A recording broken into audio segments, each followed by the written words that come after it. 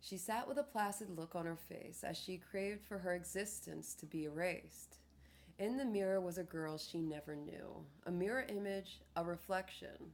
All she saw was a void of who she could have been, should have been, wished to have been. Yet she wasn't any of the thoughts which danced melodramatically through her mind. She ran her fingers through her hair and tousled it a bit. She held a lock of her mane in one hand and admired her ends. Split ends. A reflection of her personality, her perspective. Hair splitting. Life is hair splitting. She laughed at her own analogy as she pushed her hair back behind her shoulders and continued to stare at the person she appeared to be. Who are you? She waited as if she was expecting an answer. Then a thought presented itself. Your fears. The lucid laughter and grin quickly vanished from her demeanor. Another thought form fogged her mind. There are 4 fears. Your fears. In the form of avoidance, resentment, expectations, and obligations. And the unruly desire to resist change. It was almost as if the lips of the reflection in the mirror were moving, speaking to her, yet her own remained motionless. What is happening? She whispered as she bit her lip. She broke the gaze the mirror held her in. She wanted to be released from the vulnerable whirlwind of insecurity and ran her fingers through her hair again. She didn't want to look in the mirror.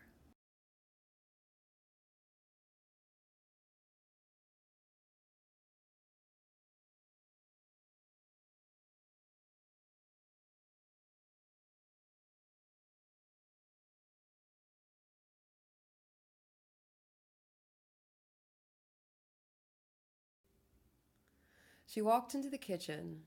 She would be sure to avoid her reflection there. Mirrors are limited, she thought to herself.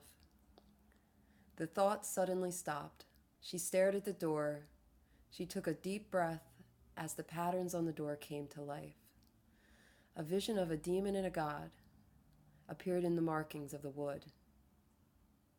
It was like watching a 3D movie. A battle seemed to unfold. The demon hissed his way forth, his neck twisting and elongating. A fog filled the room. She was frozen in a sense of awe. The god stepped out of the door and his feet hit the linoleum. The force seemed to make the building shake. He reached his hand out, grasping the demon by his neck. The demon hissed again and began to coil around the god. The demon's neck grew and grew as the ceiling extended higher and higher, and the god became greater and greater. She didn't feel her mouth drop open as she continued to watch the event unfold in front of her, in her apartment, on the 4th floor, in a city on the East Coast. She whispered to herself, what's going on? And then suddenly it was all gone. The demon, the god, the fog.